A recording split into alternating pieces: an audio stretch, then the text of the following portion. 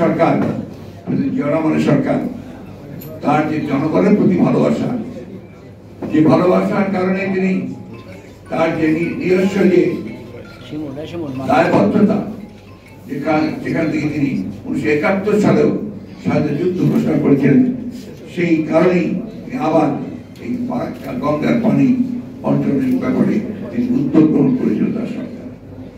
সেই সরকার উদ্যোগ গ্রহণ করার পরেই তখন সেটা আপনি জানেন, একদিকে অনাবাসনের এই ফারাক্কা মার্চ তাকে সাহায্য করেছিল এটাকে আন্তর্জাতিক পর্যায়ে উপনীত করার জন্য, এবং সেটা তৎকালীন যে ইসলামিক পররাষ্ট্রমন্ত্রী সম্মেলন হয়েছিল ইসলামিক রাষ্ট্রগুলোর, সেখানেও এটা উত্থাপিত হয়েছিল এবং সেখানে ভারতকে বলা হয়েছিল মানে ন্যায্য ঈর্ষা বাংলাদেশকে দেওয়ার জন্য।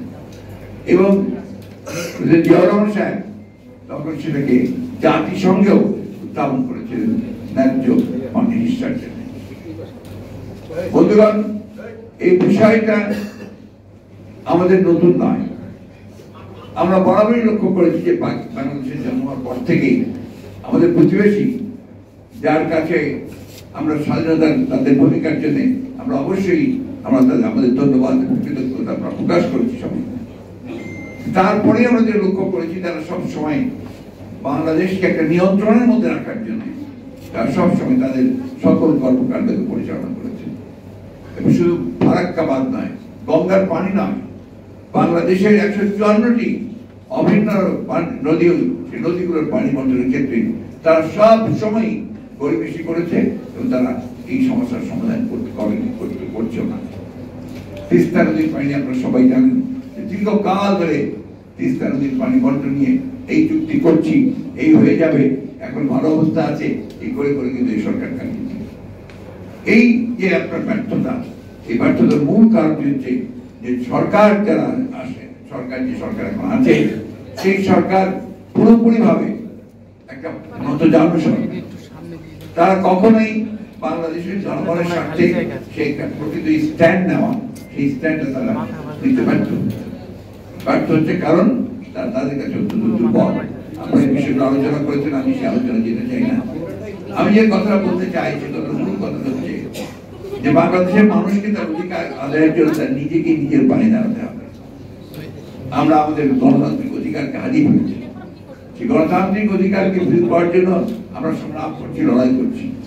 আমরা সকল রাজনৈতিক দলগুলো, এখন প্রায় বহু রাজনৈতিক দল, আমরা একসাথে এই সংগ্রাম করছি আমাদের গণতান্ত্রিক অধিকার ফিরে পাওয়ার জন্য। এই জন্য আমাদের অনেকেই প্রাণ দিয়েছেন, আমাদের অনেক নির্যাতন সহ্য করতে হচ্ছে।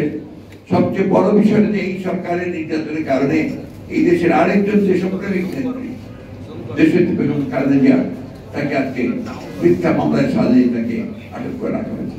আমাদের নেতা তারেক রহমান সাহেবকে তাকে মিথ্যা মামলায় নির্বাসিত করে বিদেশে নির্বাসিত করে রাখা হয়েছে। 60 লক্ষ মানুষের বিরুদ্ধে আজকে মিথ্যা মামলা দেওয়া হয়েছে। এই কয়েকদিন আগে আপনার 7ই জানুয়ারি নির্বাচনের পূর্বে মাত্র 3 দিনে 27,000 নেতাকর্মীকে গ্রেফতার করা হয়েছে। এবং আজকে এখনো সেই নির্যাতন চলছে। আমাদের নেতা কর্মীদেরকে গণতন্ত্রের আন্দোলন করছেন, নেতা কর্মীদেরকে সাজা দিয়ে তাদেরকে কারাগারে পাঠানো হচ্ছে। এর মূল কারণটাই হচ্ছে যে আজকে এমন একটা সরকার দখলদারিত্ব নিয়ে ক্ষমতায় বসে আছে, যাদের একমাত্র কাজ হচ্ছে যে তারা তাদের স্বার্থ, তাদের প্রভুদের স্বার্থকে রক্ষা করার জন্য তাদেরকে জনগণের উপর নির্যাতন নিপীড়ন চালিয়ে যাচ্ছে। আজকে ফারাক্কার সমস্যার সমাধান হবে কি করে? তিস্তার সমস্যার সমাধান হবে কি করে? অন্যান্য অভিন্ন নদীগুলোর সমস্যার সমাধান কি করে হবে? কারণ তারা তো দখলদারিত্ব করছে, তারা তো একটা বিশেষ দায়িত্ব নিয়ে এই সরকার ক্ষমতা দখল করে আছে। এই সরকার জনগণের সরকার নয়। নির্বাচনই তারা করে না, নির্বাচন করে তারা জানে যে তাদের একটা ভূমিধস পরাজয় হবে, তারা নিশ্চিন্ন হয়ে যাবে। সেই কারণে বিভিন্ন কৌশলে তারা এখানে নির্বাচন দেখিয়ে তারা ক্ষমতায় টিকে থাকে। আজকে বাংলাদেশের সকল উন্নয়ন যেটা বলা হচ্ছে, এটা সম্পূর্ণভাবে একটা মিথ। এটা কোনো উন্নয়ন নয়, এটা শুধুমাত্র এই সরকারকে টিকিয়ে রাখার জন্য একটা গোষ্ঠী তৈরি করা হচ্ছে, যে গোষ্ঠীগুলো এই তথাকথিত উন্নয়ন থেকে সবচেয়ে বেশি আপনার বেনিফিশিয়ারি হয়